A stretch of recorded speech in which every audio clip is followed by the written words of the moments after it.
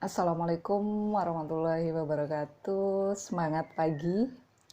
Jadi meskipun pagi, siang, sore, malam tetap ya salamnya semangat pagi agar meskipun kita dalam keadaan capek, sudah malam, semangatnya tetap seperti pagi hari begitu. Hari ini saya akan membahas tentang perbedaan psikolog dan psikiater. Ini banyak banget nih sebenarnya orang-orang yang bertanya ke saya, Mbak, kalau nggak bisa tidur tuh obatnya apa ya biar cepat bisa tidur? Bisa nggak ngasih saya obat tidur? Atau saya lagi depresi nih Mbak, bisa nggak ngasih saya obatnya? Begitu. Ini yang sering salah kaprah. Jadi kalau psikolog dan psikiater itu berbeda. Kalau psikiater itu S1-nya kedokteran umum, kemudian dia ngambil spesialis PPDS, program pendidikan dokter spesialis ini ilmu kedokteran jiwa. Jadi S1-nya kedokteran, kemudian dia ambil spesialisasi ilmu kedokteran jiwa. Lulusnya dengan gelar SPKJ, Spesialis Kesehatan Jiwa. Dan mereka, para psikiater ini, berhak untuk meresepkan obat. Jadi untuk terapi obat ini ke psikiater. Psikolog tidak punya wewenang itu. Begitu. Kemudian kalau psikolog itu S1-nya psikologi, S2-nya ambil magister psikologi profesi. Begitu. Jadi harus S1-nya psikologi. S1 psikologi ini nanti lulus dengan gelar SPSI. Kemudian Magister Psikologi Profesi ini lulus dengan gelar MPSI Psikolog. Kalau di kampus saya ada S2 yang Science. Itu kita sebutnya MAPSI, lulusnya dengan gelar MPSI. Mereka tidak punya izin praktek. Jadi kalau psikolog S2 Magister Psikologi Profesi ini nanti ketika lulus selain punya ijazah, transkrip nilai, SSP, SSP ini surat sebutan psikolog, kemudian SIPP, surat izin praktek psikologi. Jadi kalau yang MAPSI, yang Science ini tidak punya wewenang untuk membuka praktek. Tapi kami punya wewenang untuk membuka praktek. Tapi kami S1-nya psikologi. Kalau yang MAPSI boleh S1-nya psikologi atau non-psikologi itu boleh mengambil yang MAPSI. Kalau di kampus saya, di Untak Surabaya. Dan kami psikolog tidak punya wewenang untuk memberikan terapi obat. Yang punya wewenang untuk memberikan terapi obat adalah psikiater. Jadi kami bekerja sama dengan psikiater, misalkan ketika ada pasien yang membutuhkan terapi obat, kita rujuk ke psikiater terlebih dahulu, begitu. Atau yang dari psikiater setelah selesai di terapi obat itu dirujuk ke kami para psikolog untuk diberikan terapi lain selain terapi obat. Dan yang sering jadi itu ya perbedaan psikolog dan psikiater. Kemudian yang sering banget ya saya temui ketika saya bilang, misalkan saya ketemu dengan orang baru terus saya bilang saya psikolog begitu, pasti wah iso ini dong bisa baca saya dong, gini ya, kami bukan dukun. Jadi tidak bisa dengan sekali melihat kita tahu nih, oh bapak, ibu, emas, mbak, adik gitu orangnya begini begini begini, ya enggak gitu. Kita harus melakukan observasi, misalkan kita ngelihat nih, oh dari perilakunya atau dari asesmen-asesmen yang lain, misalkan tes psikologi atau apa, wawancara dengan diri klien atau pasien sendiri atau dari orang-orang terdekatnya. Jadi nggak bisa serta-merta kita ngelihat tek gitu kan sekali ketemu, oh kamu orangnya begini begini begini begini begini gitu. Sebenarnya bisa, enggaknya sih bisa, mungkin bisa ya. Itu mungkin untuk yang senior-senior saya itu yang sudah jam terbangnya tinggi itu sekali ngelihat mungkin bisa gitu ya. Dilihat dari gesturnya, gerak dan segala macamnya. Tapi kalau kami yang baru-baru ini terlalu awam lah untuk bilang bisa gitu. Karena kecenderungan-kecenderungan itu mungkin kita bisa lihat ya dari gestur, dari cara ngomong gitu, mungkin kita bisa ngelihat lah kecenderungan-kecenderungan itu. Tapi kan belum tentu itu yang sebenarnya. Gitu. Bisa aja itu topeng aja kan. Ya kayak kita ketemu sama pacar kan pakai topeng yang berbeda. Ketika kita mau ketemu sama mertuanya, wah topengnya beda lagi. Setiap orang itu bertopeng gitu. Dan diri kita yang sebenarnya itu bisa dilihat setelah topeng-topeng itu selesai dibuka lah, itu diri kita yang sebenarnya. Dan kalau saya ditanya kayak gitu, waduh, saya bukan dukun bu, kayak gitu kan biasanya. Jadi saya takutnya ketika saya mendiagnosa atau bilang orang ini begini, begini, begini, begini, itu hanya topeng-topeng luar aja yang saya lihat, belum sampai ke dalam-dalamnya. Takutnya itu juga subjektif.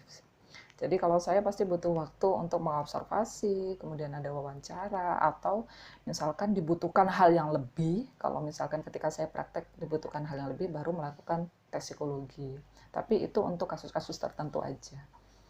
Gitu. Jadi ya kadang begitu, kadang disuruh baca, Mbak kalau saya ini orangnya kayak gimana ya gitu. Mbak kan pasti lebih tahu nih, Mbak kan psikolog gitu. Sebenarnya yang paling tahu diri kita sendiri itu adalah kita.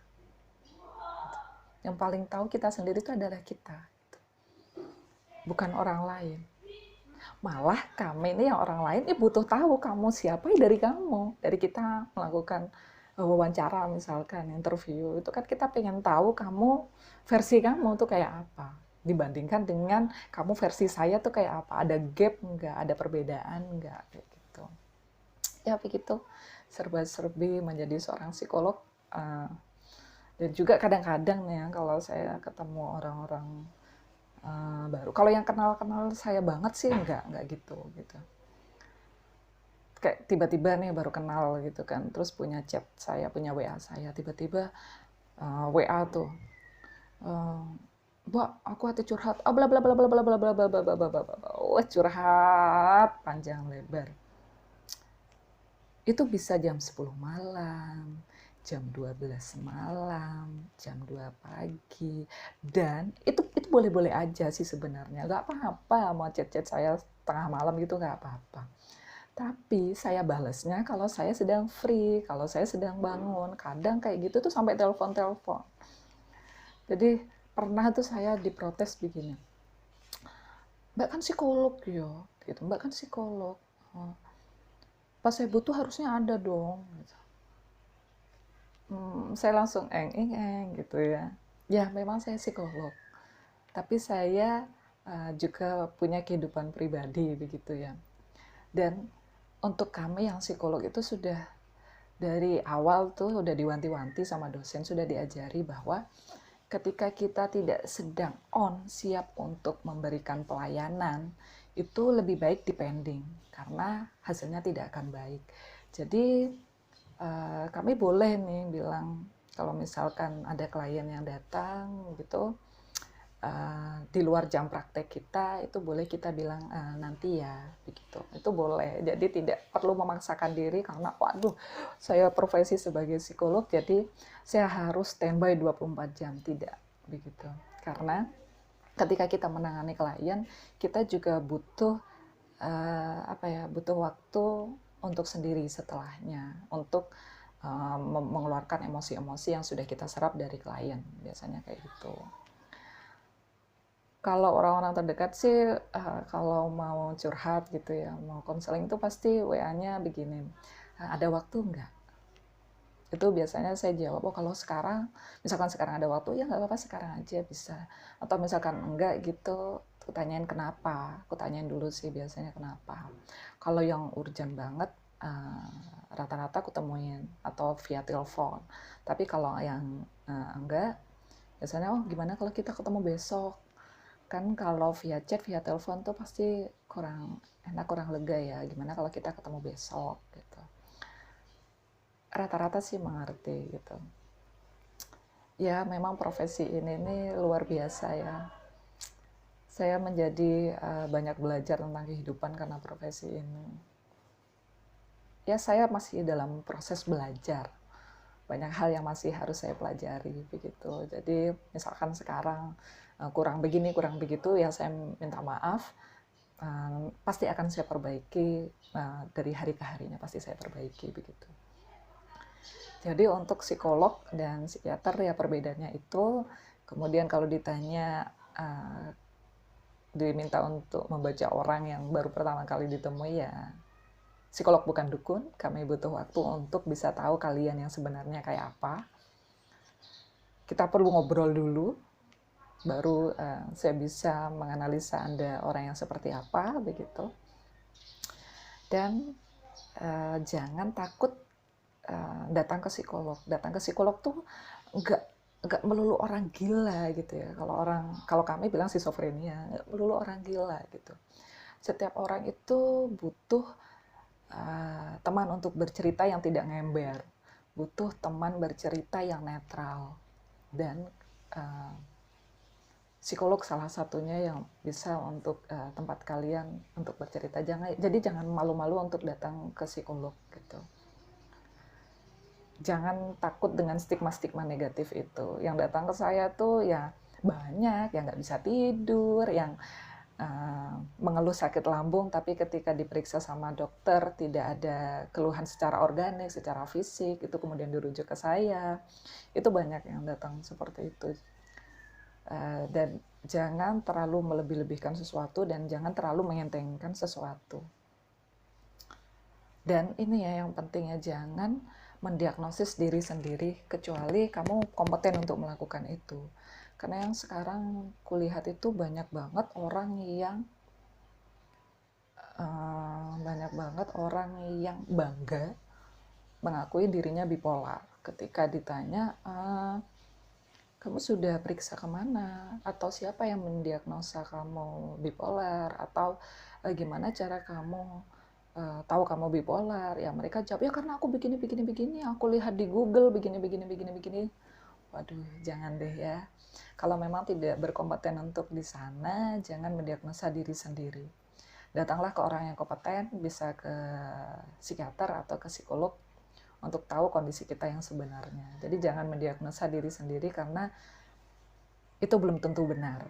Gitu. Ya, sekian dari saya, semoga bermanfaat. Terima kasih. Wassalamualaikum warahmatullahi wabarakatuh. Sehat selalu.